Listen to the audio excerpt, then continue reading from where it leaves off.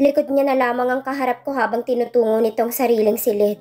Nasundan ko na lamang siya ng tingin hanggang maisara nito ang pinto. Pumunta na rin ako pabalik sa silid para magkulong. Wala ako sa kondisyon na magbabad sa labas ngayon. Parang bigla ko na lang naramdamang nakakaumay lumabas. Aatupagin ko na muna ang mga nasimulan kong mga novel na binabasa. Time runs so quickly.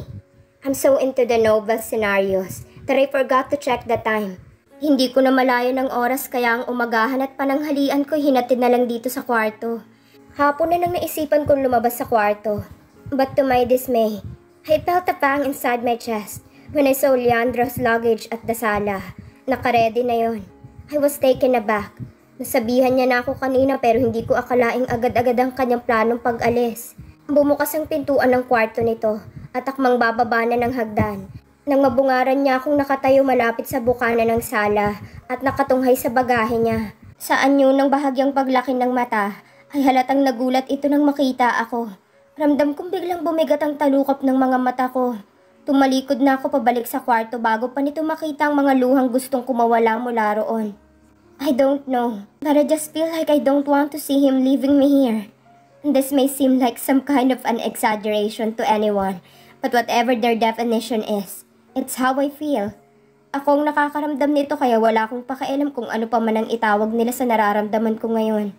Bumalik ako sa kama, then covered myself with blanket. For an adult like me, acting this way is too childish. But I don't care. Nagtatampo ako. I shouldn't feel this way, but I can't help it. Bakit kasi hindi na lang nito sinabi kanina nung nagkausap kami na ngayong hapon na agad ang biyahe niya, di ba? Eh di sana hindi ako nagbabad sa kwarto maghapon at sinulit ko ang oras kasama siya. Or maybe he don't like to spend the rest of the day with you, La Arnie. That's why he didn't inform you. Minsan talaga gusto ko na lang ipatanggal tong kabilang utak ko. Hindi talaga nakakatulong lalo na sa sitwasyong ganito. It doubles the emotion I'm feeling at the moment. Nasa ganoong sitwasyon ako nang maramdaman kong may umupo sa gilid ng kama. I know it's him. My body reacts whenever he's within my reach. Am I that drowned in my own thought? Na hindi ko man lang namalayan na bumukas pa lang pinto at pumasok ito. Are you okay? May masakit pa ba sa'yo? Di ba maganda ang pakiramdam mo? He asked while softly combing my hair. Inayos niya ang mga buhok kong kanina pang umaga wala sa ayos. Okay lang ako. Take care, mister. Matabang kong sabi. Malutong na tawang isinagot nito, kaya inilihis ko ang kumot para makita ang reaksyon niya. I didn't expect him to react that way while I'm here, hurting. Seriously, is he even real? How could he laugh at this moment? More on, how could he react insensitively? You're so cute, woman. Natatawa pa rin itong sabi, habang pinipi silang magkabila kong pisngi.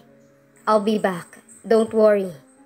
He leaned closer and kissed my forehead, which made my eyes close automatically.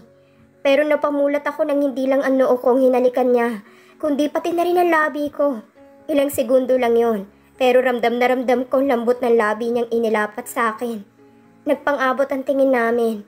Alam kong ramdam nito na nagulat ako sa ginawa niya, pero sa halip na magpaliwanag, ngumiti lang ito't hinalikan akong muli bago humiwalay sa akin. Take care here. Don't wear scandalous outfits again.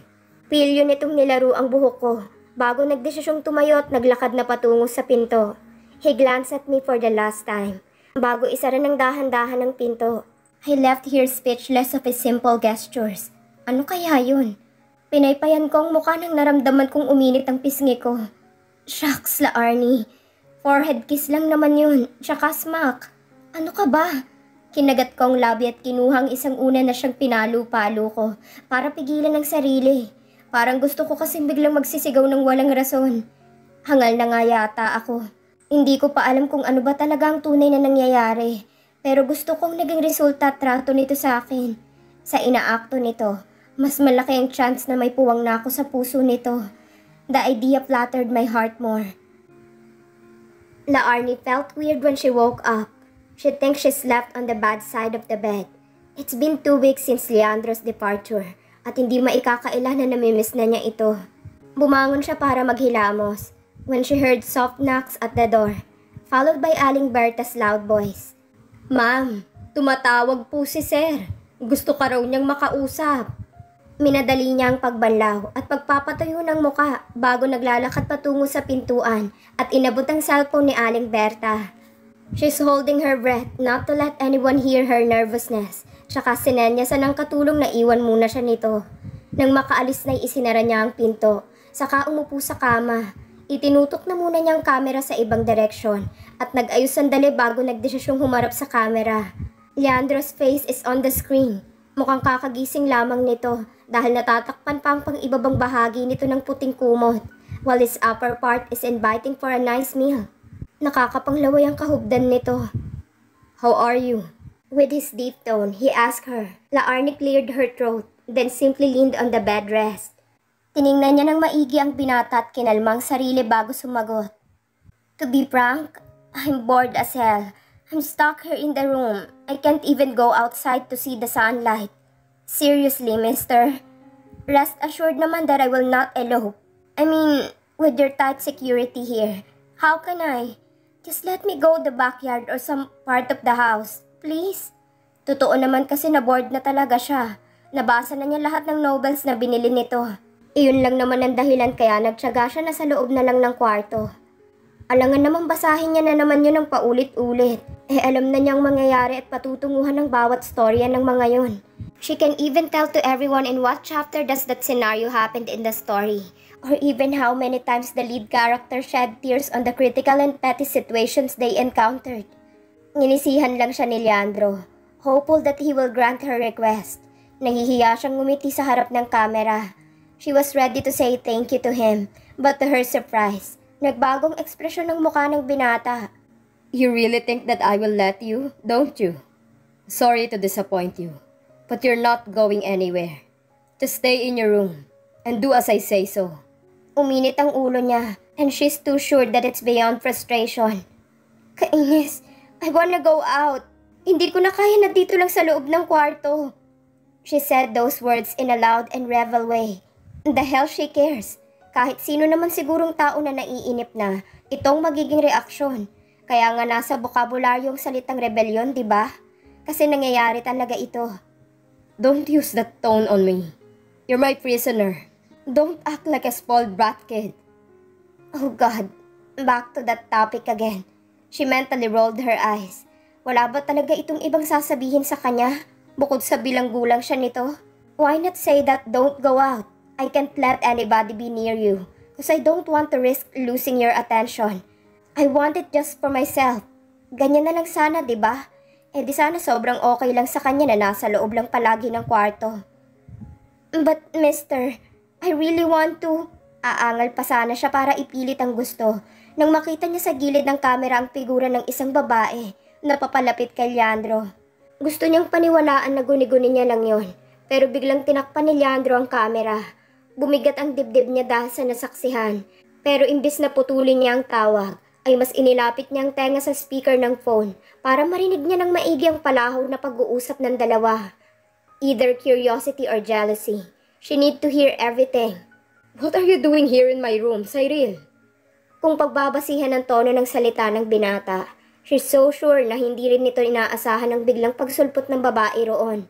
O baka yun lang talagang gustong iparating ng lalaki para hindi niya ito pagdudahan.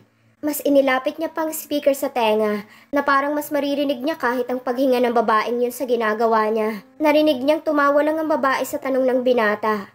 Like he's spitting nonsense and it's too funny to handle. What? Don't be hilarious. It's not like the very first time that I'm at your room, sweetie. La Arnie heard the flirty chuckle of the woman. Parang biglang may kadenang pumipiga sa sikmura niya at pinipigilan siyang huminga. Pero ang akala niyang impormasyon na nalaman niya ay hindi pa pala sapat. When she heard the next words that came out from the woman's mouth, parang literal na nalaglag ang panga niya at natigil ang paghinga niya ng ilang minuto. Sweetie, I'm your girlfriend for 3 years. You're even the one who popped my cherry. We even did all those adventurous positions. Hindi porket umalis ako noon para ipagpatuloy ang pag-aaral ng medicine, kakalimutan mo ng lahat sa atin. Yun ang huling narinig nila Arnie sa kabilang linya before Leandro cut off the call. So he's with her ex now, and they're gonna do adventures again, aren't they? Ano pa nga bala Arnie? Prisoner ka lang, Pero hindi ka bingi para hindi marinig ng klarong sinabi nito. Why are you denying what you've heard anyway? It's crystal clear. Hindi niya na namalayang pumatak na pala ang kanyang luhang hindi niya alam kung saan ang galing. Stupid. Kainis. Nagpuyos ang kalooban niya sa galit. Ang walang iyang lalaking yun. I thought he's busy at work. Yun pala, he's with this girl. And they're gonna pop the cherry again and again. Maktol na bumangon siya sa kama at lumapit sa pinto para buksan iyon. Ang magaang bukas ng mukha ni Aling Berta sa labas ng pintuan niya ay nag-iba nang makita ang nakanguso niyang labi at ang nakapang-abot niyang kilay. Ate, huwag mo na ulit ibigay sa akin ang phone kung hahanapin niya ako at gustong makipag-usap. Sabihin mo, I'm doing fine here. Tumangulang ang matanda nang ibigay niya pabalik ang cellphone nito at hindi na nag-usyoso pa. She smiled genuinely at Aling Berta before closing the room. Diretso siyang pumanhik pabalik sa kama at nagtalukbong ng kumot. Weird but she's feeling heavy right now. Sobrang bigat na parang ilang truck ng batong itinambak rito. Ano naman ngayon kung magkasama sila ngayon, diba? Di magsama sila. Bigla na lang siyang napahagulgol at nagunahang tumulo ang luhang kanina pa pala niya pinipigilan. Buisit talaga. Buisit. Ilang beses niya ring iniwasan ng mga tawag ni Leandro sa tuwing gusto siya nitong kausapin. Ang bigat lang kasi sa pakiramdam na akala niya sobrang abala nito sa trabaho kaya ilang araw itong walang paramdam when in fact nandun palang nobya nito para libangin siya. Magkasama pala talagang mga ito sa iisang kwarto. And what did she just hear? Did all those adventurous positions? Popping the cherry? Wow ha, nahiya naman ako. Habang ako dito, sinusunod lang ang bilin niya na wag lumabas. Ang sarap naman pala ng buhay niya doon. Hanli dilig, no hassle. Sana all may jowa. Hindi ko alam na nagkanobya pala ito. Sa pagkakaalam ko kasi, kahit ilang babae pang nagpakita ng motibo para patulan niya, para lang siyang bato na walang emosyon. He's so very business-minded. In the way he speaks to other people, it doesn't matter how nice or tempting the girl is. He talks to them like a business. Rumors say that there's this girl na nalink sa kanya before. Pero ang sabi naman ng Don noong huling pagkikita namin sa tour ko sa Paris, the rumors are just rumors. So there's nothing to exaggerate. Pero mukhang nasa loob yata ang kulo ng lalaking ito. Exhibitionist naman pala. At ano-anong adventurous positions na ba kasi ang nagawa ng mga ito. Kainis. Iniisip ko palang ang sarap ng pagtatagain ng mga ito. Isang buwan siya roon, so ibig sabihin isang buwan na rin puyat palaging. Bakit pa ikaw nag-aalala sa bagay na yan, Laarni ha? Kontra ng kabilang utak ko. Siguro kung tao lang ito, nabatukan na ako nito dahil sa walang kwentang pinag-iisip ko. Nagmamaktol pa rin ako sa kama when I heard the sound of an engine on the parking lot. Dumungaw ako sa bintana and I saw Leandro's SUV. Ba't napaaga yata? He's supposed to be back in the country next week. Maaga siya nang dating ng isang linggo. Dumistansya ako sa bintana. Unaware, I found myself at the front of the mirror, fixing myself up. Inayos ko ang buhok ko, tiningnan kung hindi ba halata ang pimples na tumutubo sa gilid ng ilong. Lihim kong pinagalitan ng sarili. Why am I doing this? Ginulo ko ulit ang buhok. Di bali nang isipin ni Leandro na pabaya ako, kaysa isipin niya nagpapaganda ako para sa kanya. Asa siya. Nasa gitna ako ng pagkakastigo sa sarili nang marinig ko ang mga ingay sa sala. Lumapit ako sa nakapinid na pinto at inilapat ang tenga roon. Sa kabila ng mga ingay ay may narinig akong ibang boses. Oh, so this is your house, sweetie. Ang ganda. Umarko ang kilay kong otomatikong tumaas dahil sa narinig. Sobrang pamilyar ng boses nito. Marahan kong binuksan ng pinto at sinilip ang kinaroroonan nila. Bumungat sa paningin kong babaeng naka-abresyete sa mga bisig ni Leandro, habang si Aling Berta ay nahihirapan sa pagbuhat ng malaking bagahe nito. Paano ko nalaman na sa kanya yon? Sobrang pink ng luggage nito na hindi bumagay sa suot niya ngayon. Her outfit is too flashy. I dislike her fashion style. Like it's so ew. Tahimik lang akong sumisilip sa siwang ng aking pinto habang minamasdan si Leandro na dahan-dahang umupo sa couch. Tiredness is written in his face. Hapong-hapo siguro ito sa biyahe o may ibang dahilan ng pagod nito. May simpleng kirot sa dibdib ko nang maisip yon. Umupo rin ang malanding babae sa tabi ni Leandro at minasahe ang noon nito.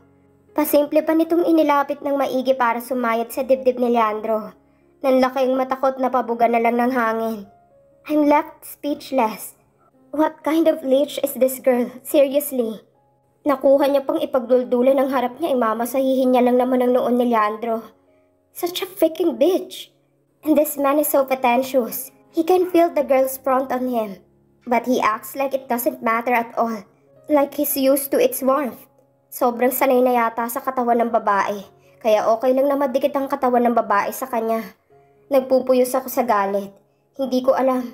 Basta ang alam ko kumukulo ang dugo ko. Nakuha pa nilang mag-PDA alam naman nilang hindi lang silang nakatira sa loob ng bahay na to. Sa puot ko binuksan ko ng malaking pintuan ng kwarto ko na ikinagulat ni Leandro. He's about to say something but stopped midway when I shot him with the laser eyes. Then looked at the girl beside him and showed her a dirty finger. Magsama kayong mga kupal. Kainis. Tigagalang reaksyon ng mga ito. But I care less.